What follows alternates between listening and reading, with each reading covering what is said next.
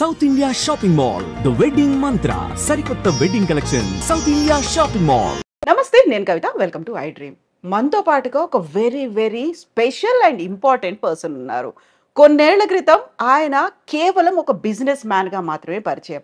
ఆ తర్వాత ఒక కేంద్ర మంత్రికి తమ్ముడిగా రాష్ట్ర రాజకీయాల్లో పరిచయం అయ్యారు. ప్రస్తుతం తెలంగాణ రాష్ట్ర ముఖ్యమంత్రి రేవంత్ రెడ్డి గారికి మామగారు. అర్థమైంది కదా ఎవరున్నారో మనతో పాటుగా ఉన్నారు సూదిని పద్మారెడ్డి గారు.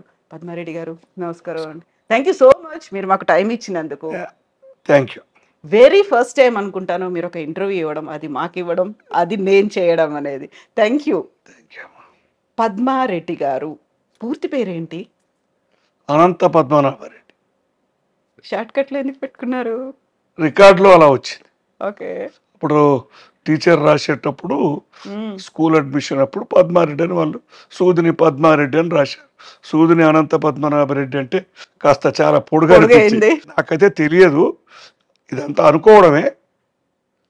టీచర్ రాసేటప్పుడు మామూలుగా అందరు షార్ట్ కట్గా పద్మారెడ్డి పద్మారెడ్డి అనేది అట్లా రాయడం జరిగింది. అనంత పద్మనాభరెడ్డి అంటే మన అనంతగిరి కొండల్లో ఉన్న అనంత పద్మనాభ. అనంతగిరి అక్కడే నా చిన్నప్పుడు నా పుట్టుక ముందు అక్కడ ఉన్నారు వాళ్ళు. అందుకని అక్కడ ఉన్నప్పుడు పేరు పెడదాం అనుకున్నారు. కొడుకు పుడితే అలా పెట్టుకున్నారు. బాగా సెంటిమెంట్లు ఉన్న ఫ్యామిలీయా? దేవుడు భక్తి కొంత ఎక్కువ కాదు, కానీ అక్కడ మా ఎల్డర్ బ్రదర్ ఉండేవాడు.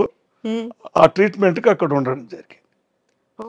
జైపాల్ రెడ్డి గారి కాదు, అప్పటికంటే ఇంకా పెద్ద ఆయన, ఒక ఆయన 95-100 ఉండేవాడు. ఇప్పుడు ఉంటే ఆయన చనిపోయాడు. ఆయన ట్రీట్మెంట్కు అక్కడ మంచిదని అక్కడ ఉన్నారు. అన్ని ఆయుర్వేద మొక్కలు ఉన్నాయి అనేది కదా. గాలి అది అని ఆ కాలంలో అప్పుడు అంటే 50 ప్రాంతాల్లో 1950లో. మీకుందా నమ్మకం? దేవుడు సెంటిమెంట్ లేదు ఎక్కువ. దేవుడు దండం పెట్టుకుంటారా రోజు? అందరితో పాటు పెట్టుకుంటాను, ప్రత్యేకంగా అయితే పోను. పూజలు అట్లాంటివి కూడా ఏముండవు? లేదు, అందరితో పాటు ఫాలో అవుతాను ఫ్యామిలీతో, కానీ ప్రత్యేకంగా నేను పూజలకు భక్తికి చెయ్యను. ఆ భావమే నాకు ఉండదు. సో ఫ్యామిలీ అంతా పార్టిసిపేట్ చేస్తుంది కాబట్టి తప్పనిసరి పరిస్థితి, అంతేనా? తప్పనిసరి అని కాదు, ఇక అందరినీ కుటుంబంతో కలిసి ఉండాలి కదా. ఇప్పుడు జైపాల్ రెడ్డి గారి కంటే కూడా ఒక పెద్ద అన్నయ్య ఉన్నారు. ఎంత మీరు? ఆయన 25-26 ఏళ్ళ వయసులోనే, నేను పుట్టక ముందే, పుట్టిన తర్వాత చనిపోయారు కొద్ది రోజులకి. ఏమైంది? కారణం ఏదో మరి మా అన్నగారు చెప్పేవారు, అది క్షయనో మరి ఏదో తెలియదు, క్షయనే అనుకుంటాను. ఆ టైంలో ఉన్నటువంటి కండిషన్స్ వాటితో చాలా మందికి వచ్చాయి కదా అలాంటి. అవును, జబ్బులు వచ్చాయి. అందుకోసమే మీరు అనంతగిరికి అక్కడ ఉండేవారు. మా పేరెంట్స్, మా తల్లిదండ్రులు అక్కడ ఉన్నారు ఆయన కోసం. అప్పుడే నేను గర్భంలో ఉన్నాను అనుకోవాలి. జైపాల్ రెడ్డి గారికి మీకు ఎంత గ్యాప్, ఏజ్ గ్యాప్? 9 సంవత్సరాలు. 9 ఏళ్ళు. ఓ, మధ్యలో చనిపోయి ఉంటారు ఇద్దరు, ఏమో చనిపోయారని మా మదర్ చెప్పింది. మొత్తం అలా అయితే ఇప్పటికి 5గురు అనుకోవాలి మనం. అవునా, 5గురు. ఇప్పుడు జైపాల్, ఒక మరీ పర్సనల్ విషయం అడుగుతున్నాను, నన్ను క్షమించండి. జైపాల్ రెడ్డి గారు వీల్ చైర్, తనకి పోలియో వచ్చిందని. మీకు? మా అన్న మొదటి నుంచి వీల్ చైర్ కాదు. 73-74 తర్వాత, 70 ఏళ్ళ తర్వాత వీల్ చైర్ వాడుతున్నారు. అంతకుముందు ఒక కట్టె మీద నడిచేది చిన్నప్పుడు. తర్వాత అది మంచిది కాదని డాక్టర్ చెప్తే 2 కట్టెలు వాడుతున్నారు. ఆయనకు వీల్ చైర్ చివరి దశలో వాడారు. వీక్ అయినారు ఏజ్ ప్రకారం.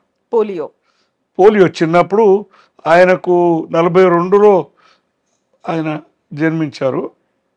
43 ప్రాంతంలో సంవత్సరం తర్వాత, నడిచిన తర్వాతనే వచ్చింది. ఆయన కూడా నడిచిన తర్వాత 6 నెలలకో సంవత్సరానికో పోలియో వచ్చింది. నాకు కూడా అట్లానే ఏంటంటే, నాకు 3 సంవత్సరాల వయసులో వచ్చింది.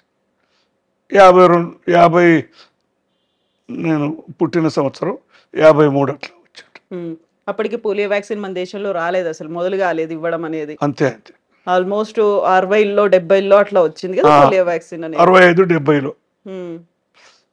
మా పిల్లలు 65లో వచ్చి ఉంటారు.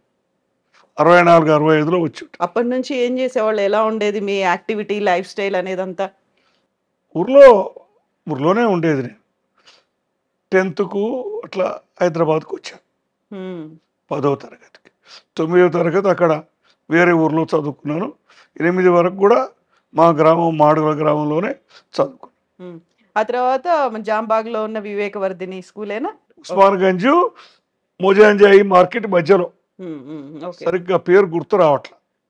హ్మ్. అది సో, మేము మాత్రం అటు గోషామహల్ స్టేడియంకు దగ్గరలో ఉండేది ఇల్లు. ఇల్లుండేదక్కడ. మా అన్నగారు, నేను ఫ్యామిలీ. మా అన్నగారు ఫ్యామిలీ, నేను. అప్పుడు ఎలా వెళ్ళేవాళ్ళు స్కూల్‌కి మరి మీరు? కొన్ని రోజులు స్టిక్స్తో నడిచాను నేను. క్యాలిపరు, స్టిక్స్ 10వ తరగతి వరకు నడిచాను. Callipers, full sticks. హ్మ్. తర్వాత క్రమక్రమంగా అలవాటు తప్పింది. హ్మ్. కాస్త ఏజ్ పెరిగిన కొద్దీ అలవాటు తప్పింది. స్కూల్ రిజిస్టర్‌లో అయితే పద్మారెడ్డి అని ఉండేది. ఇంట్లో ఏమని పిలిచేవాళ్ళు మిమ్మల్ని? అంతా అదే ఉండేది. అనంత పద్మారావురెడ్డి అని ఎవరు, పద్మారెడ్డి. అంత పద్మ. పద్మారెడ్డి. హ్మ్. పద్మ అనేవాళ్ళా? పద్మయ్య అనేది మా అన్న, ఆ! పద్మయ్య అనేది ఓకే. అంతే. అంతే పద్మయ్య. మా మా ఫాదర్ కూడా అట్లనే పద్మయ్య అనేది. అంతే. అదే ఫిక్స్ అయిపోయింది. మీకు సడెన్‌గా ఎప్పుడన్నా అనంత పద్మనాభ రెడ్డి ఇలా పిలిచిన వాళ్ళు ఎవరైనా ఉన్నారా? లేరండి, నేనే పుస్తకాల్లో రాసుకునేవాడిని. నా పుస్తకాల మీద ఆ! కింద రాసుకునేవాడిని చెప్పిన తర్వాత, నాకు తెలిసిన తర్వాత. హ్మ్. కాకుంటే స్కూల్‌లో రికార్డ్స్‌లో, అంతా రిజిస్టర్స్‌లో పద్మారెడ్డి అన్నిట్లలో అనే తెలుసు. ఇప్పటికి పాస్‌పోర్ట్‌లో వీటన్నిట్లలో కూడా అట్లనే అంతే ఉందా? అంతే. ఇక పద్మారెడ్డి. అదేం మార్పు చేయలేదు నేను. హ్మ్. ఇప్పుడు నేను ఒకవేళ మీ ఇంటర్వ్యూ చేస్తున్నాను. సడెన్‌గా నాకు అంతా జైపాల్ రెడ్డి గారి వాయిస్ విన్నట్టే ఉంది. నేను ఇలా కళ్ళు మూసుకున్నాననుకోండి, నా ఎదురుగా పద్మారెడ్డి గారు కాదు, జైపాల్ రెడ్డి గారు ఉన్నారు. ఆయనతోనే మాట్లాడుతున్నాను అనే ఫీల్ ఉంది. వాయిస్ అంతా సిమిలర్‌గా ఉంది కదా! అన్నలదమ్ములం కదండి, పోలిక ఉంటుంది. కొద్దిగా ఎక్కువ ఉందనుకోండి. హ్మ్. బహుశా ఆయనను చూసో జీన్స్ అన్నీ కలిసిపోతాయి అనుకుంటాను. సో, ఎవరైనా ఇట్లా మోసపోయిన వాళ్ళు నేను ఎవరితో మాట్లాడుతున్నాను? పద్మారెడ్డి గారా? జైపాల్ రెడ్డి గారా? చాలా అనుభవాలు ఉన్నాయి అట్లాంటివి.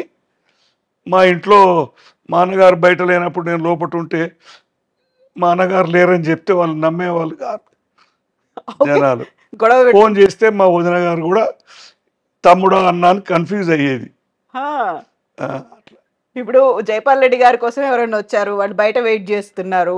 మీరు ఇంట్లో ఉన్నారు. ఆయన లేరు చెప్పినప్పుడు నమ్మకపోయేవాళ్ళు అసలు. అవును, జరిగేది, చాలాసార్లు జరిగింది అట్లా. గొడవలు పెట్టుకునేవాళ్ళు. గొడవలు అయ్యేవా? గొడవలేం కానీ కాదు, ఆయన మళ్ళా చూస్తే ఊరుకునేవాళ్ళు. కన్ఫర్మ్ చేసుకునేవాళ్ళు. అవును. ఎవరు ఏంది అనేది. హ్మ్.